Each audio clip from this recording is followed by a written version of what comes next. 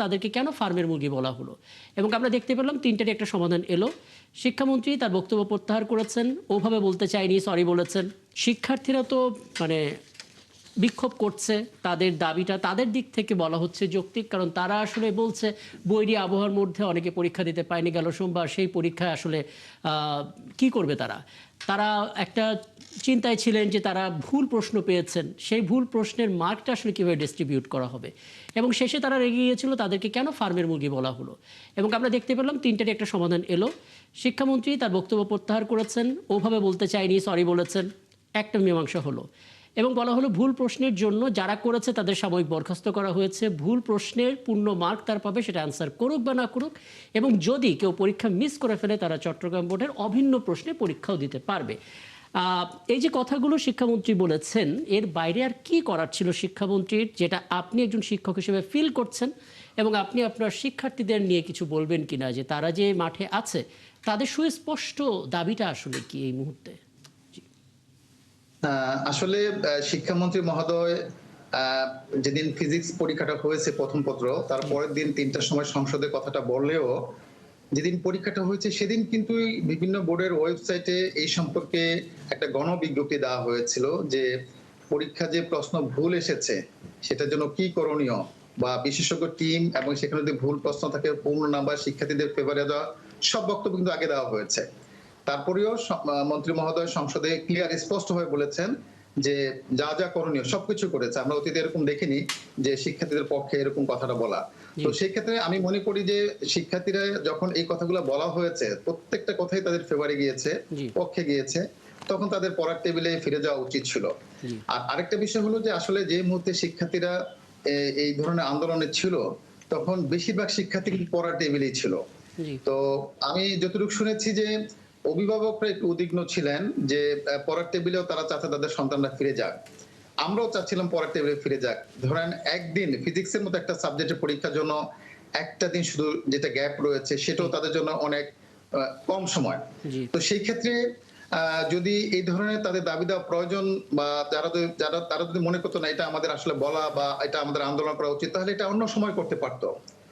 Physics second paper পরীক্ষার আগের দিনেই মানে এই ধরনের একটা বিষয় নিয়ে তারা দীর্ঘ সময় পড়াশোনা বাইরে ছিল, মানে এটা আমার কাছে একটু কঠিন মনে হয়েছে যে এটা ঠিক হয়নি।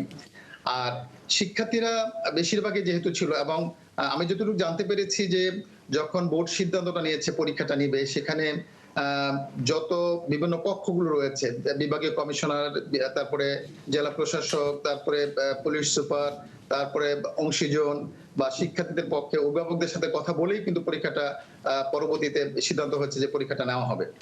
তো সেক্ষেত্রে আমার কাছে মনে হচ্ছে যে শিক্ষার্থীরা এখন এই ধরনের আন্দোলনে না গিয়ে তারা পড়াশোনা মনোযোগ দিক, এবং যতটুকু তাদের সমস্যা হয়েছে বা যতটুকু তারা পিছিয়ে পড়েছে, আমি মনে করি সামনের পরীক্ষাগুলো যদি ওরা সিরিয়াসলি পরীক্ষা দেয়, ভালো করে পড়াশোনা করে, সেই ক্ষেত্রে তারা এটা কভার করতে পারবে। খুব স্পষ্ট বক্তব্য। আমি এইটা নিয়েই একটু অধ্যাপক আমানুল্লাহ আপনার কাছে আসবো।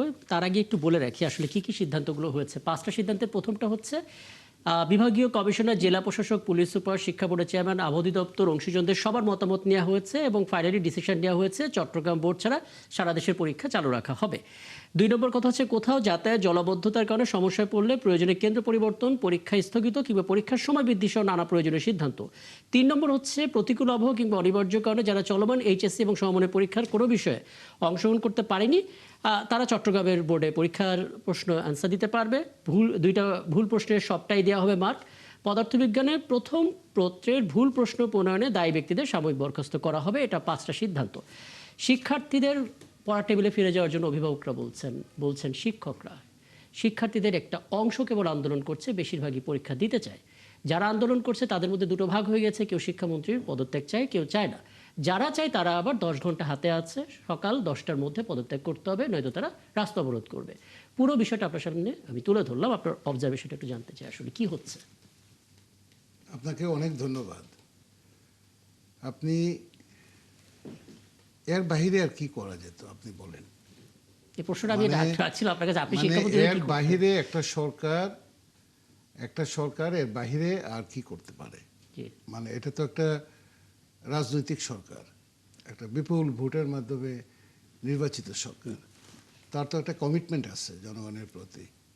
এবং 24-এর গণ আন্দোলনের যে ফসল, তারই উপরে ভিত্তি করে একটা সুষ্ঠু নির্বাচন এবং তার উপরে ভিত্তি করে বর্তমান সরকার।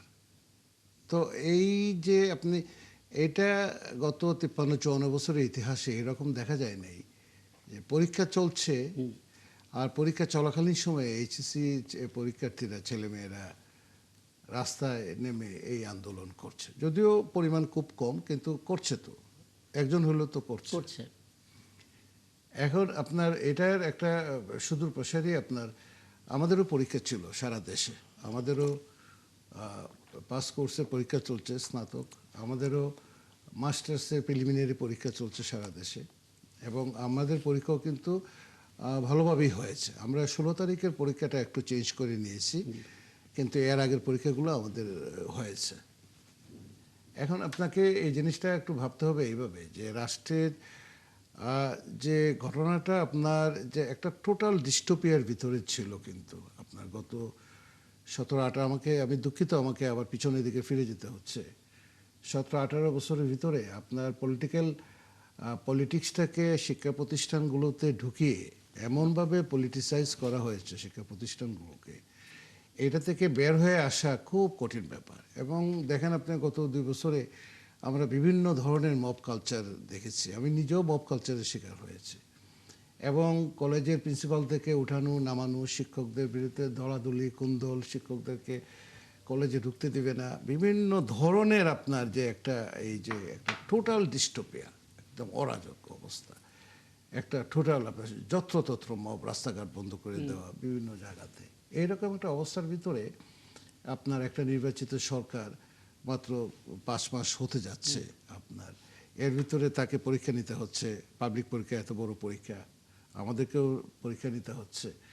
এর ভিতরে যে ভুল হতে পারে না তা কিন্তু না, ও লেভেল, এ লেভেল সারা পৃথিবীতে পরীক্ষা হয়, এডএক্সেলে কেমনি যে পরীক্ষা হয় না, সেখানেও কিন্তু ভুল হয়, ভুল হতেই পারে, ভুল হলে তার একটা রিভিডিও আছে, সেটা তো হচ্ছে, সরকার তো বলছে যে আমি সেই পথেই হাঁটছি, যদি কোনো প্রশ্ন ভুল হয়ে থাকে সেখানে আমরা total mark, there are lots of ways যে আমরা এগুলাকে সলভ করতে পারি, যারা বিশেষত শিক্ষা প্রশাসন ম্যানেজমেন্টে যারা আছে, বহু পথ আছে আপনার সেই জায়গাগুলোতে আপনার এটা আমরা সর্ট আউট করতে পারি।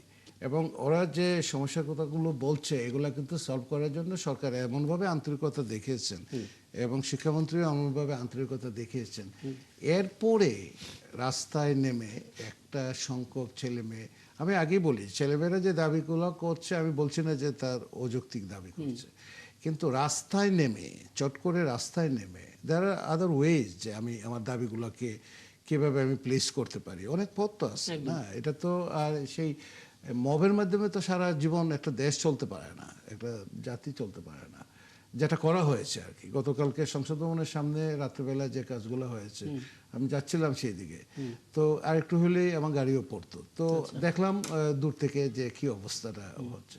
তো এটা তো বোঝা যাচ্ছে যে কোনো একটা কর্নার, কোনো একটা গোষ্ঠী হয়তো বা তাদেরকে উস্কানি দিতে চাচ্ছে কিনা। উস্কানি যে দিতে চাচ্ছেন, যদি দেন, আমি জানি না, হয়তো দিতে, যদি কেউ উস্কানি দিতে চায় তাহলে এরপরে কি, সেটা কি তারা ভাবছেন, চিন্তা ভাবনা করছেন? আমি শেষ কথাটা বলে আমি শেষ করি। এখন এই মুহূর্তে সরকারের যে স্ট্যান্ড, শিক্ষা বোর্ডগুলোর যে স্ট্যান্ড, শিক্ষা বোর্ডগুলা পরীক্ষা নেয়, প্রশাসন পরীক্ষা নেয়, তাদের উপরে আমরা ডিপেন্ড করি, আমাদের পরীক্ষার তারিখ চেঞ্জ করা, পরিবর্তন করা, ইত্যাদি ইত্যাদি অনেক কিছু আছে যে আমরা সেন্ট্রালি এককভাবে সিদ্ধান্ত নিতে পারি না। সেই সব কিছু মিলিয়ে আজকের যে অবস্থানটা আজকে দাঁড়িয়েছে, সেটা আমি মনে করি শিক্ষার্থীদের পক্ষেই যাচ্ছে, এবং সেখানে শিক্ষার্থীদের উচিত এইচএসসি পরীক্ষার মতো একটা ইম্পর্টেন্ট পরীক্ষা, সেই পরীক্ষায় ফিরে যাওয়া এবং তাদেরকে পরীক্ষাতে, মানে এখানে হারানোর কিছু নাই, সমাধানটা যেহেতু হয়ে গেছে, কিছুটার জন্য অপেক্ষা। আমি একটু জনাব জহিরুল আলম আপনার একটা মতামত নিতে চাই। ধরুন সাংবাদিক হিসেবে আপনি যে কাজটা সবচেয়ে বেশি করেন সেটা হচ্ছে প্রশ্ন করেন, যে কোনো ঘটনার উত্তর খোঁজার জন্য, প্রেক্ষাপটটা বোঝার জন্য, এবং এই প্রশ্ন করাটাই হচ্ছে আপনার সবচেয়ে বড় শক্তি জায়গা। আজকে আমাদের গণমাধ্যম কর্মীরা যখন এই শিক্ষার্থীদের কাছে জানতে চেয়েছে যে তোমাদের দাবির জায়গাটা কি, শিক্ষামন্ত্রী তো দুঃখ প্রকাশ করেছেন, 5টা উদ্যোগ নিয়েছে, তারপরও কেন আন্দোলন, কোনো উত্তর দেয়নি তারা গণমাধ্যম কর্মীদের উপরে চড়াও হয়েছে।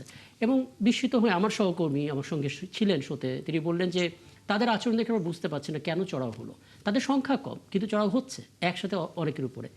কি বলবেন আসলে? আসলে একটা মানে আপনার সাংস্কৃতিক একটা বিপর্যয় কিন্তু হয়েছে এই দীর্ঘ সময়ে, যেটা ভিসি মহোদয় বললেন যে দীর্ঘ সময়ে কিন্তু আমাদের একটা জাতীয় জীবনে, রাজনীতি বলেন, অর্থনীতি বলেন এবং আমাদের সামাজিক এবং সাংস্কৃতিক জীবনে বলেন, আমাদের কিন্তু চর্চার অভাব। এবং সেটাও যে কারেকশন করার জন্য আমরা কিন্তু একটা ইন্টারিম টাইমও পেয়েছিলাম, সেখানেও কিন্তু আমরা এই সময়টাকে কাজে লাগাইনি। যে কোনো কিছুকে খুবই কি বলবো যে অত্যন্ত উচ্ছৃঙ্খলভাবে, অত্যন্ত অনিয়মতান্ত্রিকভাবে আমরা অবশ্যই এখানে অস্বীকার করছি না যে এখানে বিষয়টা পরীক্ষার নয় যতটা না, এটা জবাবদিহিতার প্রশ্ন। এডুকেশন মিনিস্টারকে অ্যাকাউন্টেবল করার নানা ধরনের কি বলবো যে টুল আছে, মেকানিজম আছে। অবশ্যই শিক্ষার্থীরা উনি যদি কোথাও কোনো মানে কথা বলেন, কোনো সিদ্ধান্ত গ্রহণ করেন যেগুলোর বিরুদ্ধে প্রতিবাদ হওয়া দরকার, তাকে অ্যাকাউন্টেবল করা দরকার, করতেই পারে।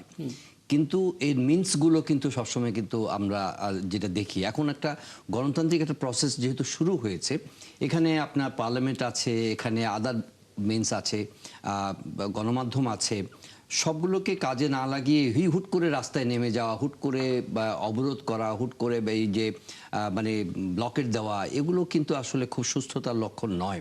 এবং এই রিফ্লেকশনটা কিন্তু আমরা খুব ভালোভাবেই দেখতে পাচ্ছি।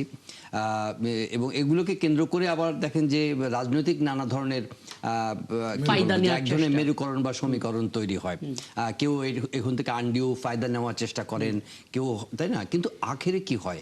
আখেরে হয় যদি একটা মানে একটা অস্থিতিশীলতার জন্ম নিচ্ছে, এক ধরনের কি বলবো যে অস্বস্তির জন্ম তৈরি হচ্ছে। তো আমি আসলে শিক্ষার্থীদেরকে একেবারে খুব মানে কি বলবো যে এই যারা বাচ্চা ছেলে মেয়েরা রাস্তার মধ্যে নেমেছে, তারা যে সবাই সবকিছু বুঝে করছে তা নয়, এটা একটা কালচারাল ডেটোরিয়েশন। হ্যাঁ, এই ডেটোরিয়েশনের অংশ হয়ে গেছে তারা। সুতরাং তাদেরকে আসলে কিভাবে রেস্কিউ করা যায় সেটার জন্য আমাদের একটা কালেকটিভ এফোর্ট দরকার।